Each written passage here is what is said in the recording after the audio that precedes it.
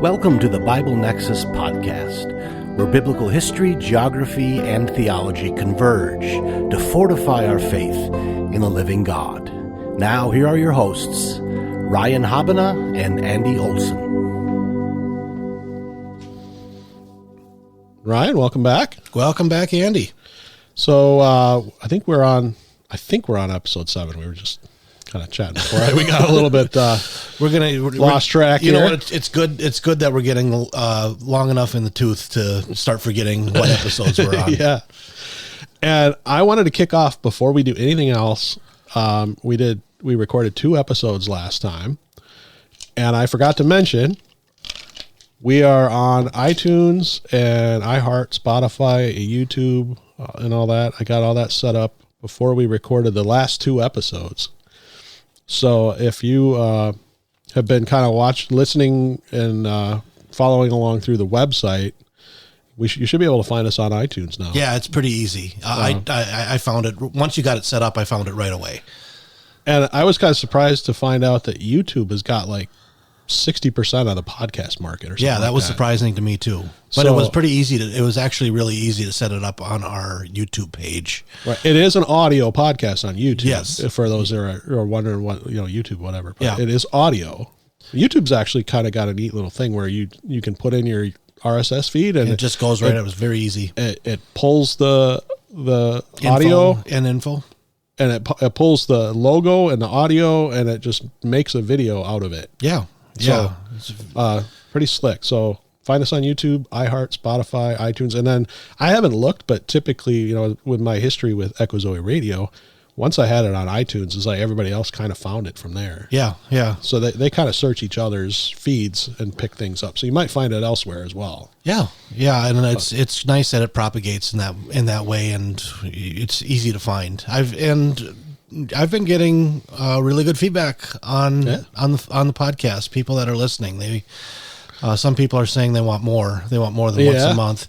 In fact, one gave us our next 4 topics. Yeah, there was Eugene. there was. Thanks for the. Yeah, there was a listener that ended up saying, "I would love to hear this," and we thought, yeah, you know what, that is a great topic. So we're open to suggestions that are obviously linked to what we're doing. So a favor to ask you, the listeners, now that we are on YouTube and iTunes and the like. Leave feedback on it. Leave us 5-star reviews and subscribe and thumbs up and all that stuff, because that'll help drive it and that'll help propagate it. Yep. Propagate it as well. If you like what you hear, that's the way to help out. So, as the kids like to say, smash the like button. Oh yeah. I don't go there. So our topic this month is Moses, Elijah, and the Son of God. Yep. Sounds good. And actually, before we get into it, I do have an announcement. Your announcement as well. In regards to the you've heard me talk about village schools of the Bible on this podcast actually several times, and you've brought it up before. Yep. It's where I've taught cover to cover for the last 14 years, and an opportunity arose over the last 2 months. That they extended an offer to me to become the executive director, which I accepted. So very cool. So very timely, given Conquering King closed down. Those 2 things, Conquering King winding down and me accepting Village, was not planned. We in October we ended up making the decision to wind things down at Conquering King, and then it was in late November that this popped up. So very, very providential dynamics, I think, going on there. Yeah, you had mentioned to me before we recorded the last 2, we got together the day after Thanksgiving. Yeah. And you'd said that they'd offered it to you, but you hadn't accepted it yet. And now we're recording on New Year's Day, and right in 2026, I've accepted it. Yep. And so very, very busy year with that. A lot of stuff that is, if you like the Bible Nexus, the stuff that we're doing, this is the type of things that we do at Village. And it's probably worth taking just a minute to talk about cover to cover, because it's a big part of what you do. That's the flagship. Like I like to say, the flagship of Village Schools of the Bible is what's called cover to cover. And in a school year, in 32 weeks, you end up going through a guided tour of the Bible. So you do your reading of the scriptures. That's a devotion to read through the scriptures in 32 weeks. It's challenging. But it's so worth it. And then you attend lectures. And one of the things that I'm looking to do with the help of a lot of different people is to cultivate an initiative of turning village schools cover-to-cover class into an online option. It's going to be a produced video that you're going to be able to access online. So within that, cultivate small groups that are going to be able to hopefully read through the scriptures and then watch the lectures online. The lectures combined with the small groups and combined with the reading really is what packs the punch of cover to cover. And so one of the big things, I've been looking forward to this for a long time because you've talked about it and you've had friends that at various churches that have gone through it and just rave about how cool it is. And it's all about seeing Christ. It's all about seeing Christ throughout the whole Bible. And and I've wanted for well over a decade, maybe close to 2 now. I wanted to do this, and this will be an opportunity for you and for anybody anywhere in the world that. Yes. Well, for me, it's just been having a younger family. They're growing now, but having a younger family, I just haven't been able to make the time. 4 kids, we're always got activities going on, and to carve out even the one night a week just to go to class has been, challenging. It's challenging. So far. So to be able to do it, once this is produced, I would imagine you can go through it a little more on demand. Maybe instead of 32 weeks, you could take over a year and a half. Yep. And what I'm planning on doing is dividing the 32 weeks up into 4 8-week sections. Mm-hmm. First one being the history of the Old Testament, first 8 weeks. Second 8 weeks are poets and prophets of the Old Testament. Then the arrival of the Gospels for 8 weeks. And then the letters of life, the epistles for the final 8 weeks. Cool. That's how 32 weeks seems, kind of a massive amount of work. Mm-hmm. But if you chop it up into 8-week sections, it seems more digestible. It sounds very much like a college level. Yeah. A typical college class is going to be, a semester is typically 16 weeks. So. Right. And so, but this is going to be something that you're going to be able to, we'll probably have 2 different tracks that you're able to take. One that if you want to do a structured and do it in that time period, you can do that. And we're going to find ways to help people, if they want to do it 16 weeks and 16 weeks, 8, fall and spring, to do that. Mm-hmm. And then the other track would be you kind of create your own. If you want to go, like you said, over a year and take your time with it, that certainly is going to be an option as well. But we're very much in the infancy phase here, But we're working. You haven't really even started as your executive director. This is my first. This is actually kind of officially my first day. I started the first day of January, so I just got done dropping some books off for a teacher on the way here. So there's all sorts of little things to do, and then we had a vacation planned already for taking my family to the Keys. Mm-hmm. So that's where we're going this weekend. So I'm. That was already planned, before I took the job. And so then I have the Israel trip coming up. So I have travel going on, but it'll be working travel. I'll be working while I'm doing it, especially in Israel. Israel is going to be amazing, which we're going to be doing. So fortunately, or hopefully, Lord willing, we'll do, because this will be the February episode. We're recording January 1st, but posted February 1st. And then we'll be in the land in February. Yes, we're planning to go to Israel and Jerusalem, and our goal is to hopefully get two done. One maybe in Galilee, one in Jerusalem, and actually, if looking at what we have set up for the next couple or next 4. It's going to be actually kind of ideal because we can talk about the land. Galilee is a great view of the entire land of Israel, and that's the Abrahamic covenant we can talk about. And then if we do one in Jerusalem, the Davidic covenant is forged in Jerusalem, and so it'll be actually an ideal place to talk about the Davidic covenant as well. Very cool. Yeah. All right. Well, we are actually almost 10 minutes in already and haven't even hit this. All right, let's get going. The subject at hand. So, as I mentioned earlier, Moses, Elijah, and the Son of God. We begin with Exodus chapter 3. Yeah, and so as we approach Exodus chapter 3, let's just kind of talk a little bit about the concept in general. And this is a big picture dynamic we're going to be talking about today. It's going to take us from the Torah all the way to Revelation. And it has to do with two people that God chose, I think, to be emblematic representations of something. And that is Moses and Elijah. And we will look at who they were, a couple of vignettes of their encounters with the Son of God before Jesus became flesh. Then we're going to see in another encounter when Jesus was in the likeness of sinful flesh, as Paul says, but then is transfigured.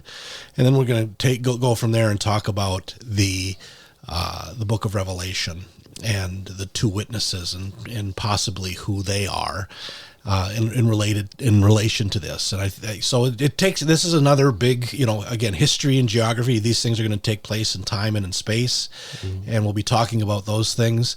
But I think it's very interesting to look at Moses, Elijah, and Jesus and see how throughout history they have interacted, and God has used Moses and Elijah as witnesses. So let's start then in Exodus chapter 3. Now, as we approach Exodus chapter 3, and this is going to be a little bit of review because we talked about this in the episode of Malak, the mysterious angel. So some of this is going to be a review, but we're really going to be focusing at this point on the encounter between Moses and the Son of God here. Now, Moses, who is Moses? Well, Moses is born at around 1500 BC, and we read in chapter 2 of Exodus of his beginnings, where he's born, and there is this pogrom going on, this attempted eradication of Jewish children, male children, and he is set in the river, and he is rescued, and then he is brought up in the land of Egypt. So Moses has an interesting life. God did us a good favor of chopping up Moses' life into three very clean sections. We have 40 years in Egypt, 40 years in the wilderness, in Midian, and then 40 years with the Israelites wandering around as they approached the promised land. So Moses was one that the Lord called when he was 80 years old. So a lot of elderly people that are in ministry have always talked about that, saying, I'm 80 years old, I'm just getting started. That's what happened with Moses. But anyways, so Moses is 80 years old at this point, and he is in Midian. And we'll start with Exodus chapter 3, verse 1. And again, this is a text we've gone over before, but we're going to go over it again because it is a very important text. We see now Moses was keeping the flock of his father-in-law Jethro, the priest of Midian, and he led his flock to the west side of the wilderness and came to Oreb, the mountain of God. So that's Mount Sinai.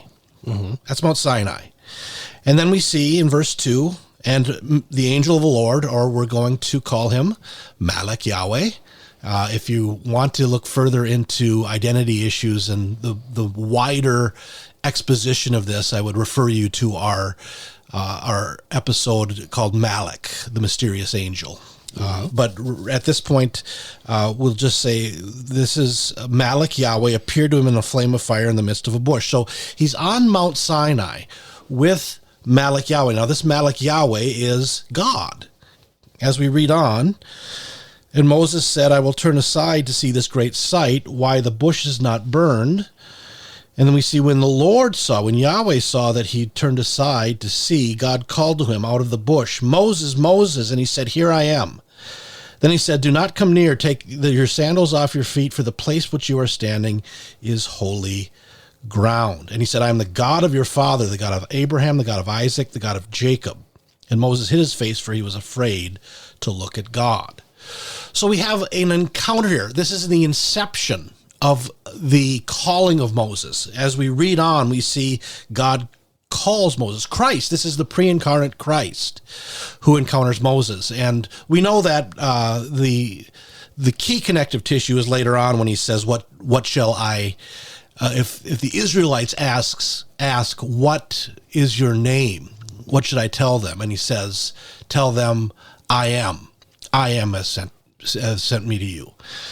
And that, of course, has the key connective tissue going to John chapter 8, which before Abraham was, I am. That's what Jesus said.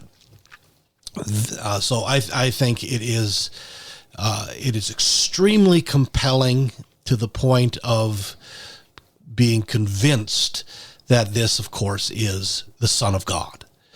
The Son of God is the one that Moses encounters. Moses witnesses the Son of God. Now, this isn't the only time that Moses encounters the Son of God, because we see here in verse 12, when Moses is resisting the call, he said, but I will be with you. That's Malachi Yahweh says that.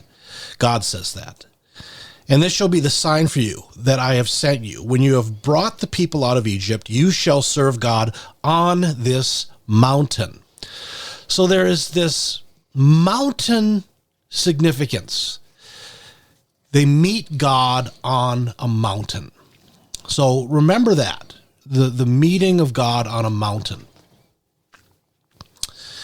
And Moses is one that witnesses, that we read later when they come back. So what happens in the wake here? I don't want to assume everybody is conversant or knows for sure what happens in the wake here. Just a thumbnail sketch of what happens in the wake here is Moses goes to Egypt, and most know the story, but not all. Mm-hmm. That there are, 10 plagues that are delivered upon Pharaoh and his kingdom, and the Israelites are then delivered. And the deliverance of the people of Israel really ultimately occurs at the Red Sea, because Pharaoh, after he lets them go, they are hemmed in, and then it's the Son of God that goes and fights for them. And he's the one that delivers them out of Egypt. The parting of the Red Sea, they go through.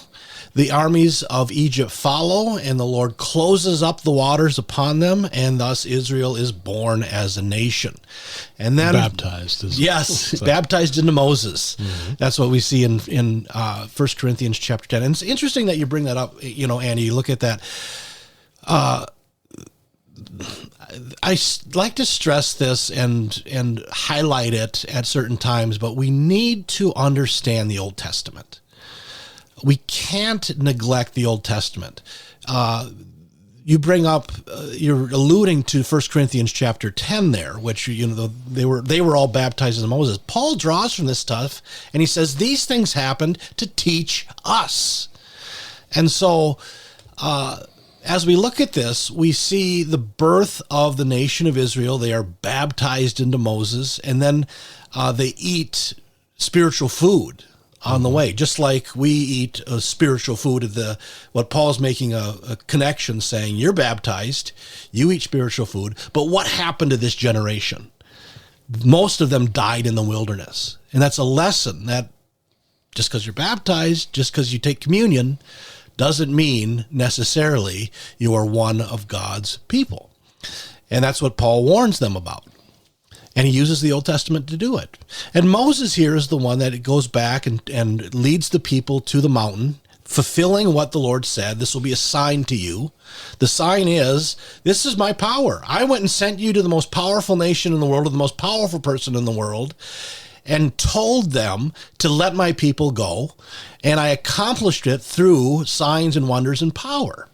And he came back to Moses, Moses came back to Mount Sinai, and there once again he met the Lord.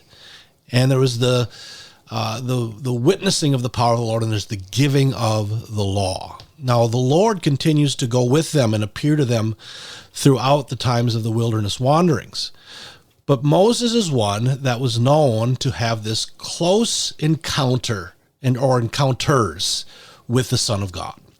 And because we don't have, we have a lot before us. Moses could be his own episode, but we're tracing things here. So let's look at that and understand this is Moses having a close encounters with the Son of God. He is a witness. He is one who has seen, who has experienced a close encounter with the Son of God. So with that, let's now turn to the next person. And actually, before we do that, let me just contextualize Moses. Moses was born in about, around 1500 BC, a little bit before that. And then the Exodus occurred. We've talked about this before. I'm an early Exodus guy. Not the earliest. There's people that even believe the Exodus was earlier than that, but this is a typical early Exodus position is 1444 BC. So that's about where we are at with Moses. Now we're going to fast forward 500-600 years now after Moses dies to the life of Elijah. So let's turn to 1 Kings chapter 18. So we're still in the historical books here.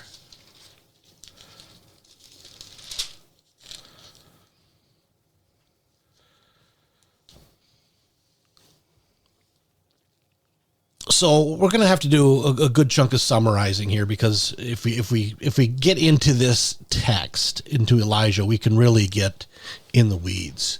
So we're gonna do quite a bit of summarizing here, but what I want to get to in Elijah here is his encounter with the Lord as he flees after the amazing demonstration of the Lord's power on Mount Carmel. Very interesting, all these mountains. Mountains are places where the Lord arrives, where the Lord demonstrates his power, where the Lord is. So you had Mount Sinai, which was a mountain where the Lord met Moses. Twice. At least, yeah, several times, because he was going up and down there. He didn't like what he found when he came down from the mountain. But again, Moses, it's very key to understand that Moses had a unique relationship and a unique encounters with the Lord. This isn't something that we would see barely at all. I mean, you could go back to Abraham and see that Abraham that had this type of thing.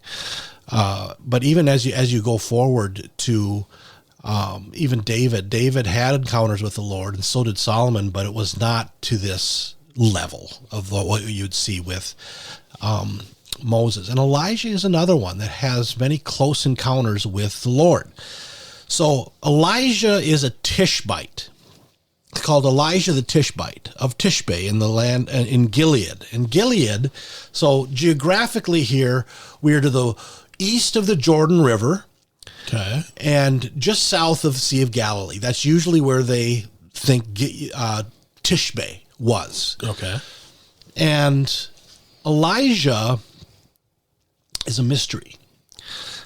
There's much debate because they don't list for instance, Moses, his ancestry is very well established in Exodus. He's a Levite. He's a Levite. He's from the tribe of Levi. We really don't know where Elijah comes from.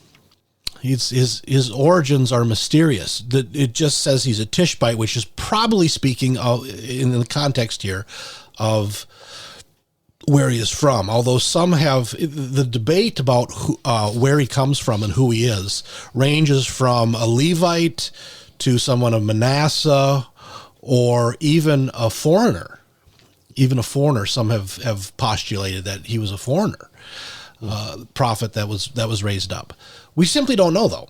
We don't know where Elijah comes from, and that's kind of part and parcel to the person of Elijah. There's a lot of mystery with Elijah. And before we move on, let's just to circle back and talk a little bit about Moses. Moses' end took place in the hills of Moab. Remember, Moses looked over the promised land. This was when he was 120 years old. Mount Nebo. And Mount, there we go, and a mount again, Mount Nebo. And he dies, and he is buried at a secret place in the mountains of Moab, which we'll talk about. Hopefully, we'll talk about why that is kind of interesting. His end and Elijah's end are geographically kind of approximate to one another.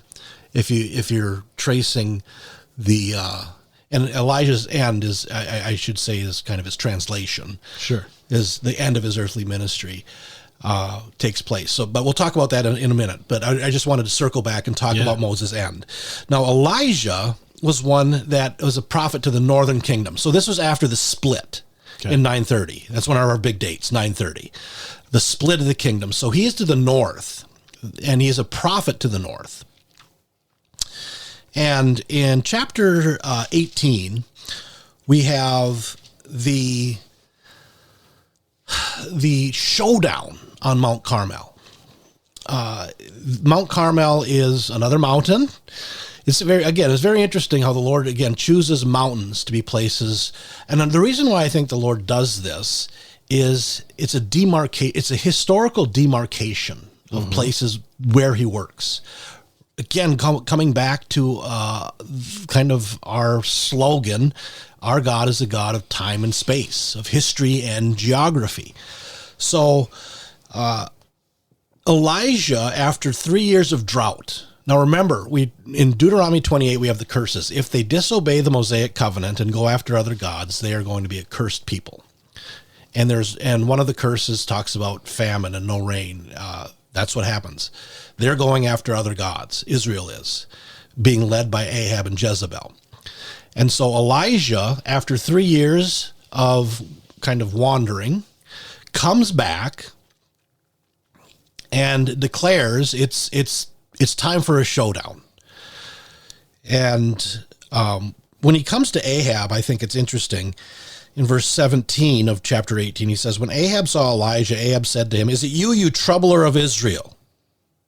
Now, this is something that I find some interesting implications and applications.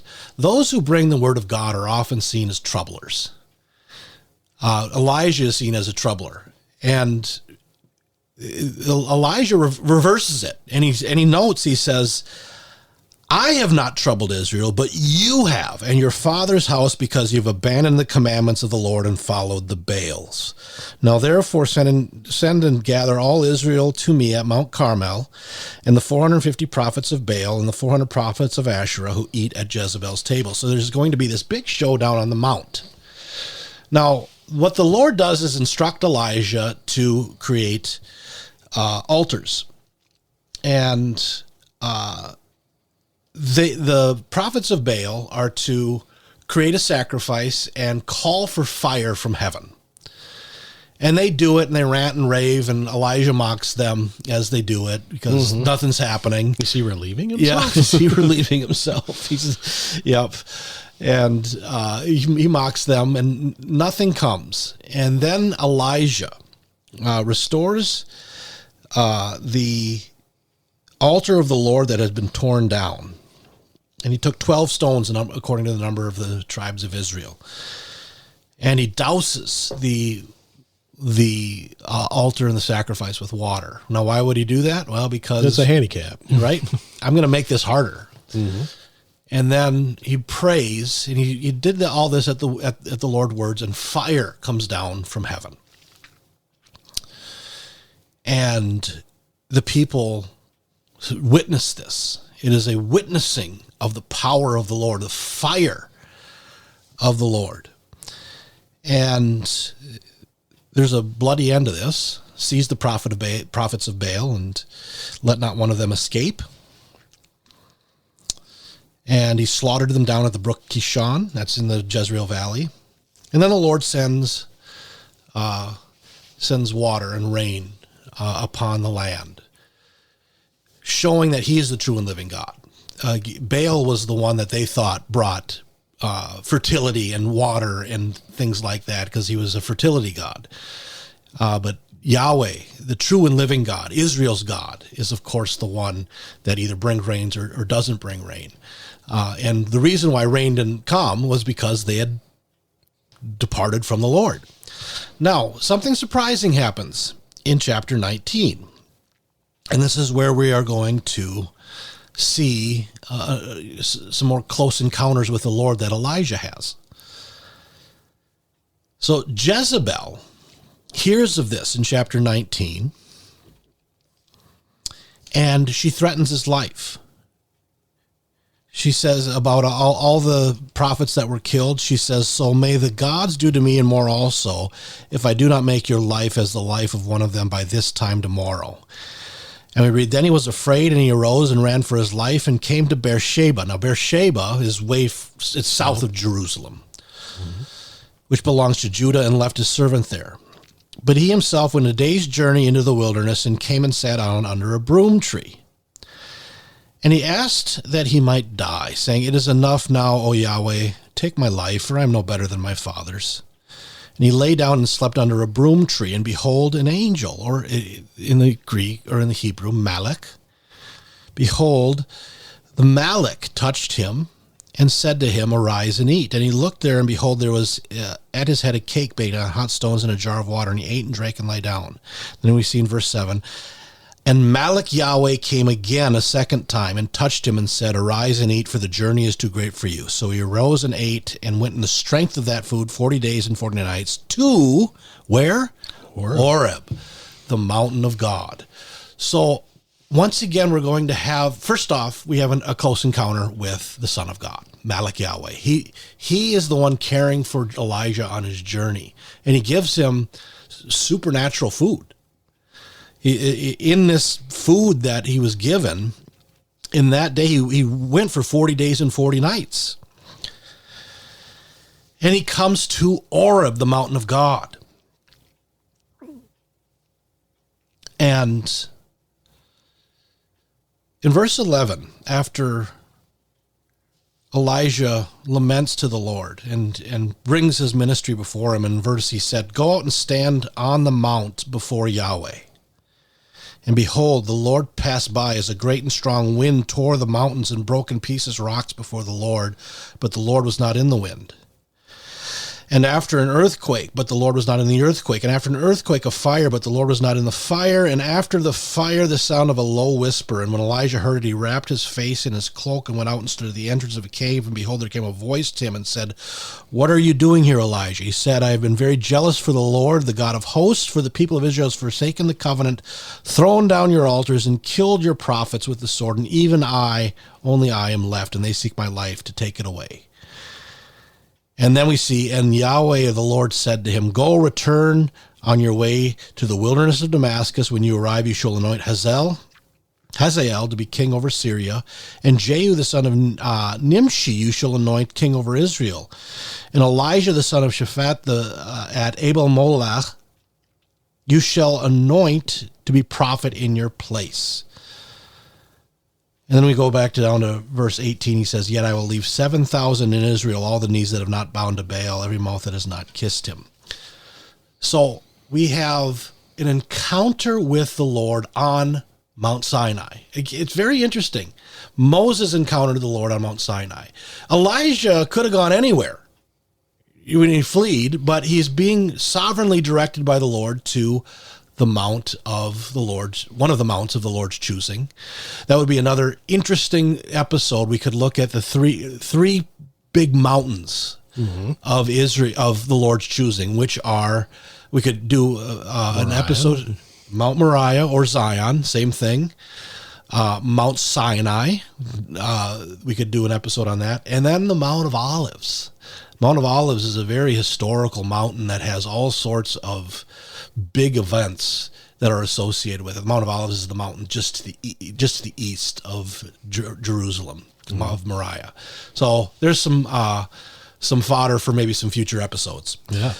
So Elijah then, Elijah's given kind of his final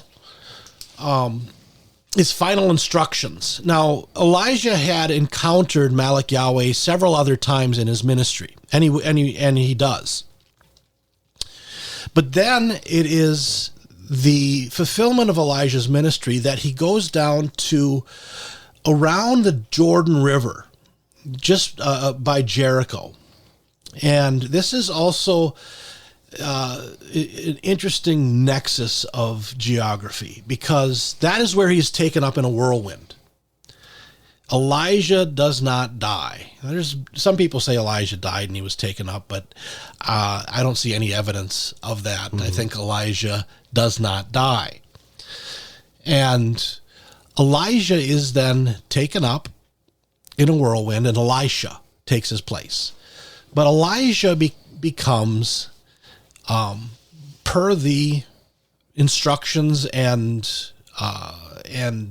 predictions of the Lord, a revered and primary prophet. In fact, he kind of is seen as one that embodies the prophets.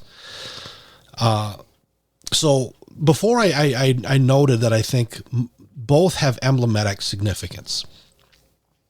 I think Moses embodies the law, the Torah. He is the author of the Torah. It's called the Law of Moses. And Elijah is one that emblematically is one of the prophets. So the law and the prophets in person. And note both of the ends of their ministry are kind of close in geographical proximity. Yep. The mountains of Moab, where again we don't know where Moses is buried, so we don't know, but they're kind of in interesting proximity.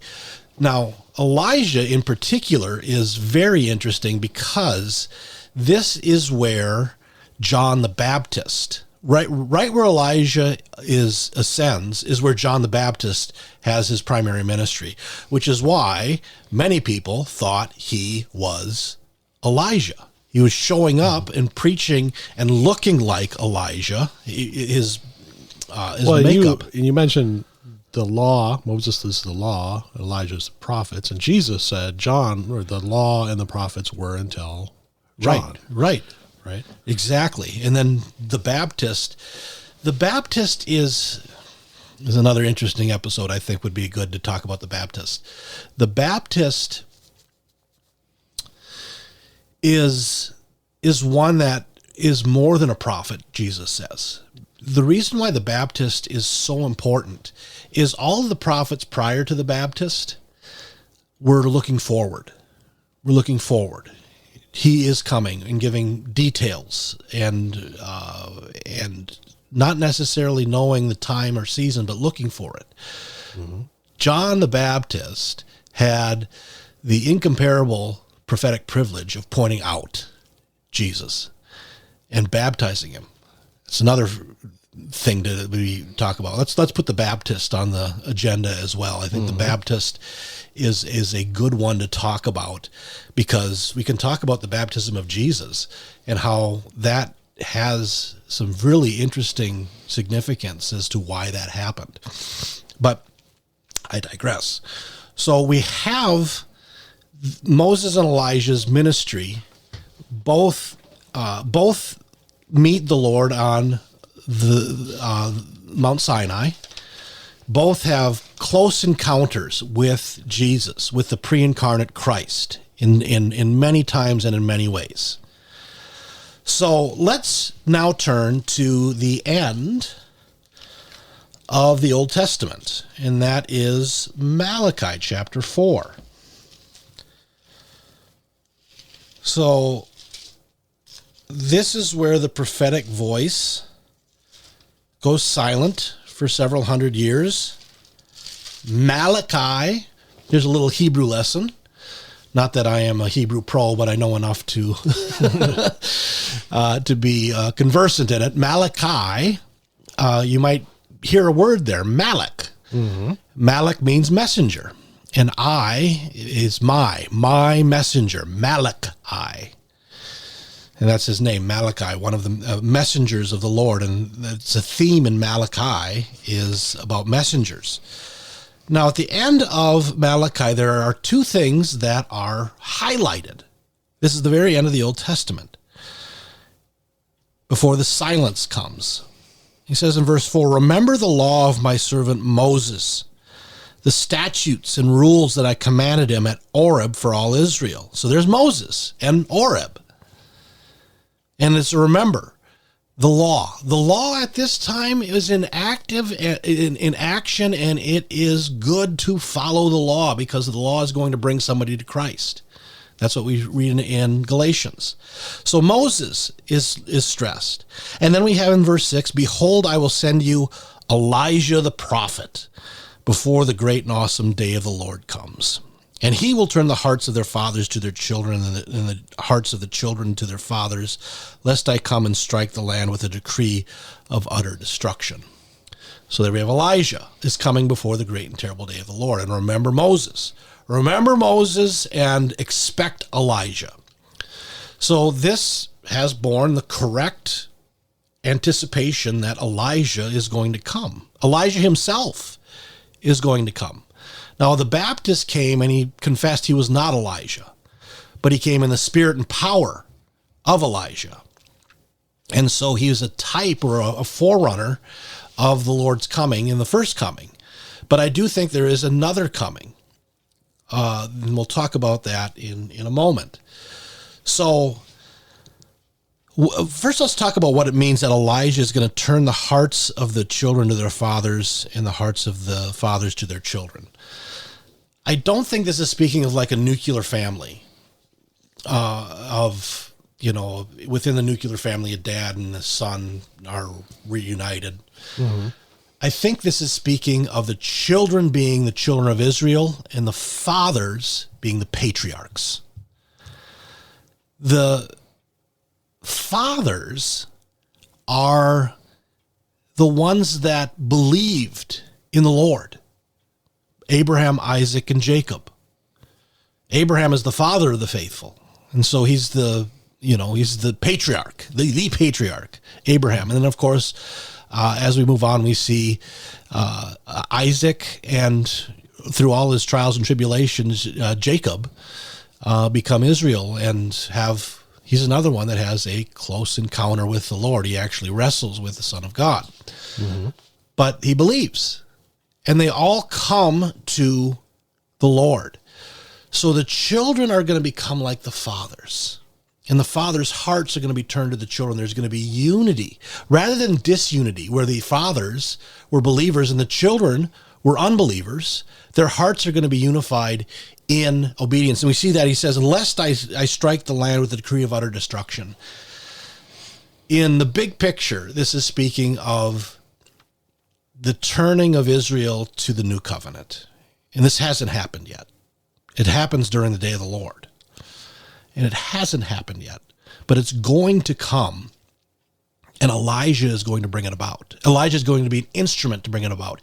He is going to be a witness. Now let's turn to the New Testament now. The New Testament has Elijah and Moses show up at a very important part. Now, in chapter 16 of Matthew, we have the confession of Jesus as the Christ. And then Jesus immediately tells them he must suffer. He must go to the cross. And then, about a week later, we read in verse 17. Chapter 17. Chapter 17. That's why we have a co-host. Chapter 17, verse 1. After 6 days, Jesus took with him Peter, James, and John, his brother. So 3 witnesses. No, this whole event is an event of witnessing. Now let's remember what witnessing is. Witnessing can be both proclaiming what you have seen and also taking in what you have seen. So there's an active witnessing and a passive witnessing. Mm-hmm. So he takes 3. Remember, matters are established on the testimony of 2 or 3 witnesses. Yeah. So he takes 3, James, Peter, and John, and he led them up to a high mountain by themselves. We have a mountain again. Mm-hmm. Now we don't know which one at this point. And there's debate still about what mountain this is. I think it's probably Mount Hermon. Okay. probably because that's where they were in. Horeb would be too far away, because as we just saw, it took Elijah 40 days and 40 nights to get there. Right. Good point. Then we've got 6, so we got 6 days, and they were already up in the region. Caesarea Philippi is at the foot of Mount Hermon, and Mount Hermon has a lot of historical significance in the Jewish mind, and that's fodder for another episode too. Mm-hmm. But Mount Hermon, again, we have a mountain. We have a significant mountain. And he was transfigured before them. That was Jesus. Jesus was transfigured before him, and his face shone like the sun, and his clothes became white as light. And behold, there appeared to them Moses and Elijah talking with him. This, let me just say this. This isn't the first time that Moses and Elijah are talking to this person. It may be the first time they're talking to him while he's incarnate. Yes, maybe we don't know the whole life of Jesus. Yep. But this isn't the first time they have conversed with him, and he is the authority over Moses and Elijah. And it says they were speaking to him, and in the book of Luke, the transfiguration is noted as well. And Luke tells us what they were talking about. They were talking about what was going to take place in Jerusalem. So Moses and Elijah are talking with him, are speaking with him about what's going to happen in Jerusalem. And remember, Jesus said the whole thrust of this portion of Matthew is he must go to Jerusalem to suffer and die and be raised. And the emblematic significance here is the law and the prophets are in agreement with what Jesus is doing. And then we see Peter biffs it, as is his case. He says, Lord, it is good that we are here. If you wish, I will make 3 tents, one for you, one for Moses, and one for Elijah. He was still speaking when, behold, a bright cloud overshadowed them, and a voice from the cloud said, This is my beloved Son, with whom I am well pleased. Listen to him. Very significant. First off, there is a transition taking place. At this time, Jesus is laying the foundation and establishing the elements of the new covenant, which he is about to accomplish in Jerusalem. And therefore, in the wake of this, there's going to be changes in how the children of God live and under the new covenant. And so this is a powerful attestation that we are called to listen to the Son in whatever he says. Listen to Jesus and listen to his apostles who are here to witness. So we have witnesses. The law and prophets witness to Jesus. Moses and Elijah witness to Jesus. John, Peter, and James are witnessing this. They are ones that are going to tell about this. Now, when we, after this, the purpose wasn't to have the law and prophets come and Moses and Elijah come and to stay. They were there to testify. And Jesus then comes to the center with the Father actually speaking and saying, listen to him, which is probably a reference back to Deuteronomy chapter 18, which is, I will send a prophet like Moses. To him you must listen. And then the disciples heard this. They fell on their faces and were terrified. But Jesus came and touched them, saying, Rise and have no fear. Kind of like what he did with Elijah. And they lifted up their eyes and they saw no one but Jesus alone. So they see Jesus is now the one to whom we must listen. And the law, what he's doing is not opposed to the law and the prophets. He is, according to Matthew, back in chapter 5, I did not come to destroy the law and prophets, but to fulfill. And then he gives them a moratorium saying, tell no one this vision until the Son of Man is raised from the dead. So they are said, okay, you can't tell anybody about this until the Son of Man is raised from the dead. Now later on, Peter in his epistles talks about this. We saw his glory. We were witnesses of his glory. So Peter, John, and James are witnesses, but so are, of course, Elijah and Moses. So that brings us. We've looked at everything yet past. And Moses and Elijah have a very important place in what has happened already in history. 1445 BC and onward, Moses encounters the Lord at around 850 or so. Elijah encounters the Lord. And then in the first century, Moses and Elijah show up. Now, the question is we can kind of understand Elijah showing up, but what about Moses? He died. Mm-hmm. Well, I don't know the dynamics. Neither does, I don't think anybody else can that isn't the Lord can explain exactly how this is. But somehow Moses is still functioning because he showed up on the Mount of Transfiguration. And that's the other thing. We have mounts that we've looked at here. We have Mount Sinai or Oreb. We have Mount Carmel. We have Mount Hermon. We have many mounts here where the Lord has encountered these men, and they're witnesses. Now, I do think there is a future for Moses and Elijah. They're not done with their ministry. So turn to Revelation chapter 11.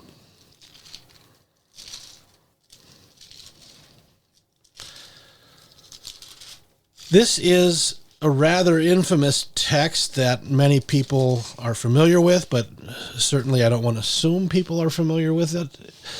It is a text that speaks of the two witnesses. And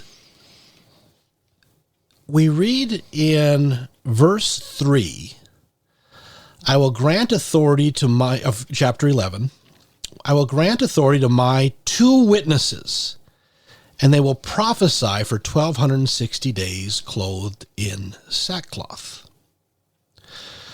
These are the two olive trees and two lampstands that stand before the Lord of the earth. Again, I think we have two witnesses. A lot of people want to say these are just principles, just like the law and prophets, or perhaps the church. Some have said this is the church in Israel. Now, the problem with such an interpretation is, as we read on, these two individuals are actually killed in Jerusalem. That's a problem. That's a problem for just a. That doesn't mean I don't think that takes away the fact that there are emblematic things attached to these men, but they're still the actual people. Mm-hmm. And I do believe that these two, Elijah for sure is one of them.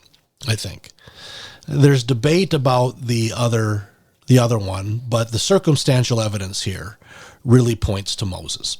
Let's read. In verse 5 of chapter 11, if anyone would harm them, fire pours from their mouth and consumes their foes. If anyone would harm them, this is how he is doomed to be killed. They have power to, now note this, they have power to shut up the sky that no rain may fall. That's, shut up the sky that no rain may fall. That's Elijah. Yep. During the days they're prophesying, and they have power over the waters to turn them into blood. That's Moses. Yeah, and to strike the earth with every kind of plague, as often as Moses. So the circumstantial evidence, that would point us to Moses and Elijah. And when they have finished their testimony, the beast that rises up from the bottomless pit will make war on them and conquer them and kill them, and their dead bodies will lie in the street of the great city that is symbolically called Sodom and Egypt, where their Lord was crucified.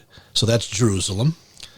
For their 3.5 days, some of the peoples and tribes and languages and nations will gaze at their dead bodies and refuse to let them be placed in a tomb.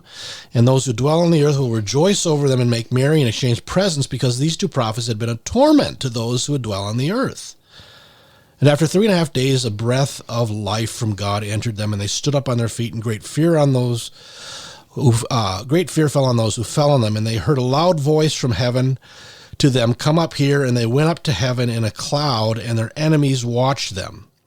And at that hour there was a great earthquake, and 1/10 of the city fell.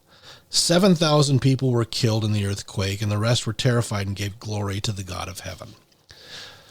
So Moses and Elijah have a 3.5 year, I believe Moses and Elijah have a 3.5 year ministry that is yet to come. 1,260 days. And they are going to be witnesses. Witnesses of who and what? Witnesses of Jesus.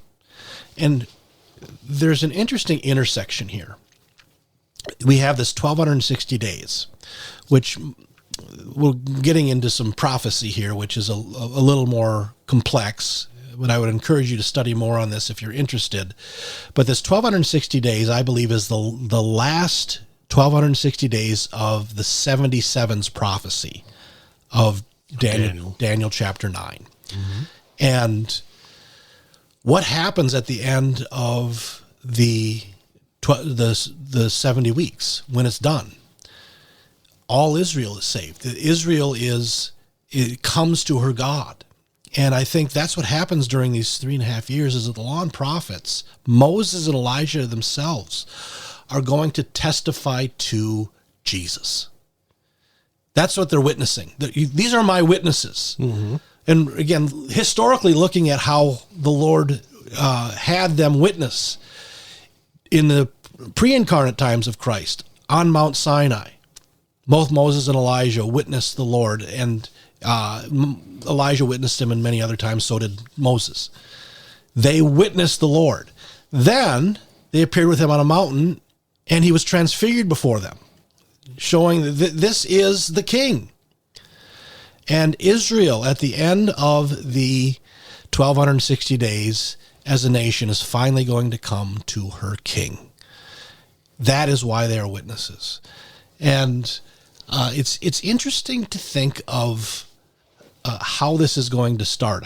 I wonder, this is just some speculation, I wonder if Moses and Elijah are going to show up for the first time down near the Jordan, where they both had the end of their ministries. Yeah.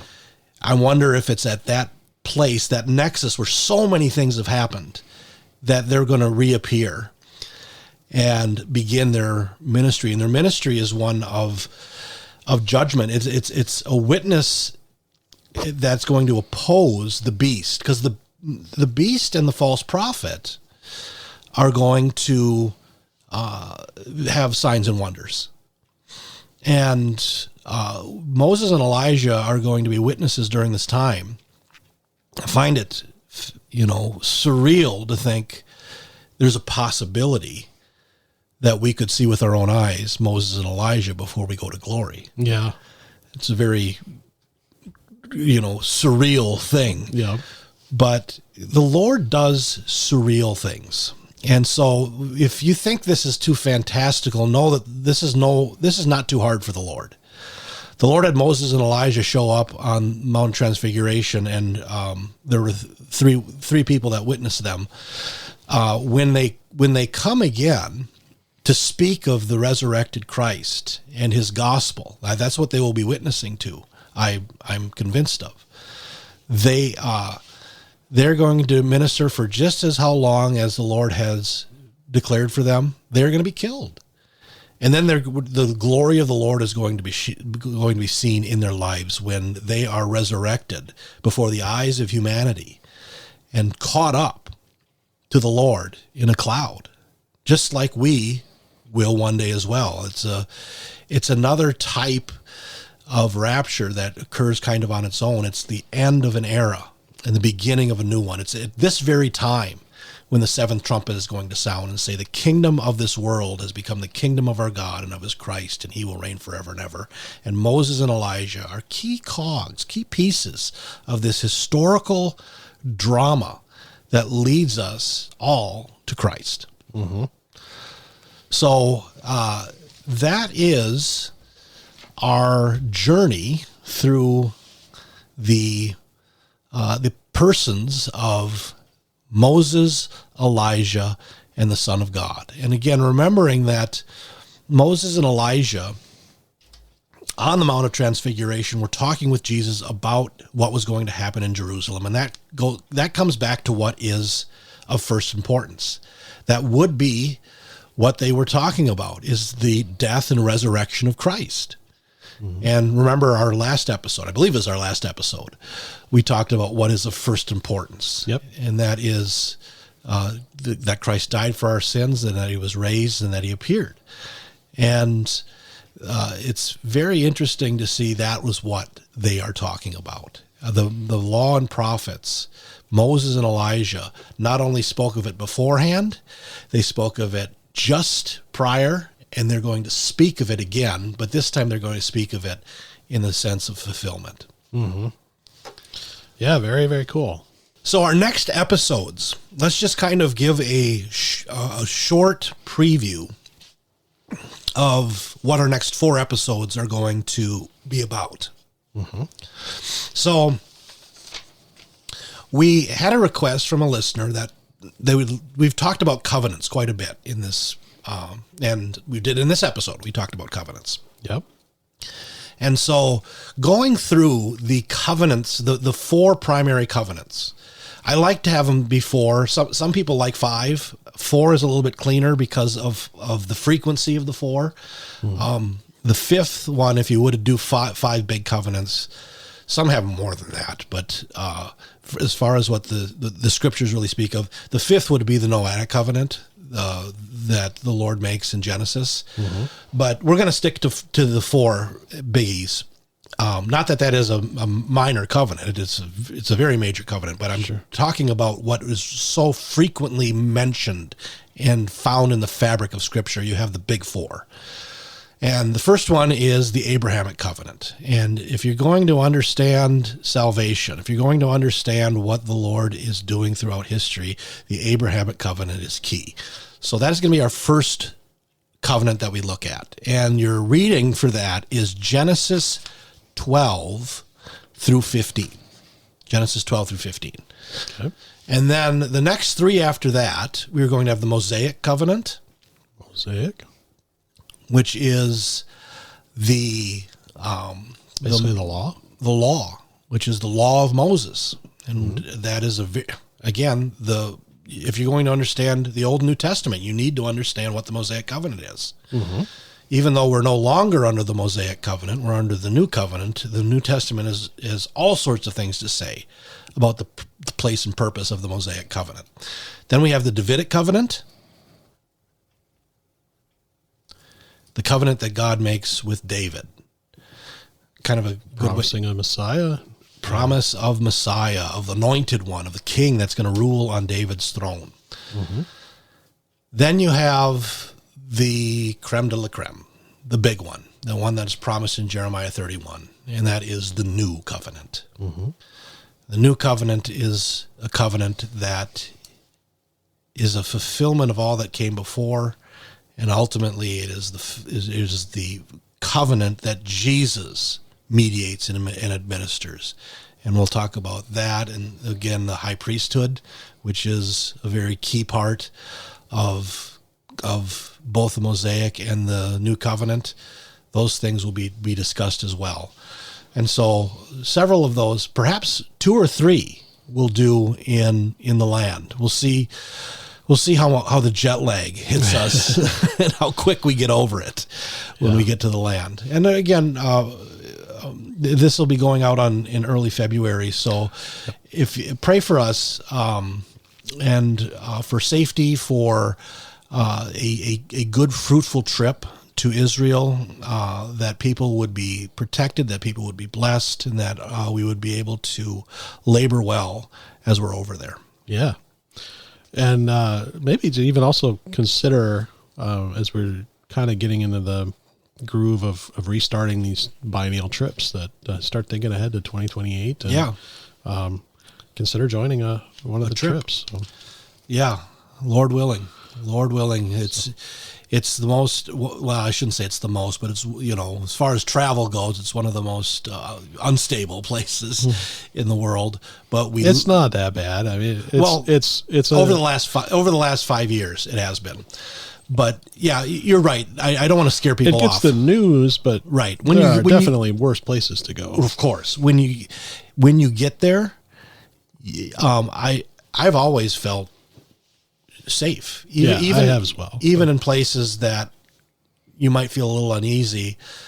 Again, you need to know where to go and where not to go as well, which is why I really encourge people. But Sweden is like that too. I mean, right. Chicago. We always bring up Chicago. Yeah. So yeah, don't let that scare you off. But it is the reason I bring it up is sometimes it's hard to get people to go. Mm-hmm. This is one of this trip that we're taking now is one of the hardest to get people to go because people were still very hesitant because of what's occurred over the last 2 years. Yeah. And that's understandable. Yep. Yep. But to Jerusalem we go. All right. So this was February, and in just a couple weeks after you hear this, if you listen right away, we'll be in the land, and Lord willing, we'll be back in March. Yes. Enjoyed it. Shalom. Shalom.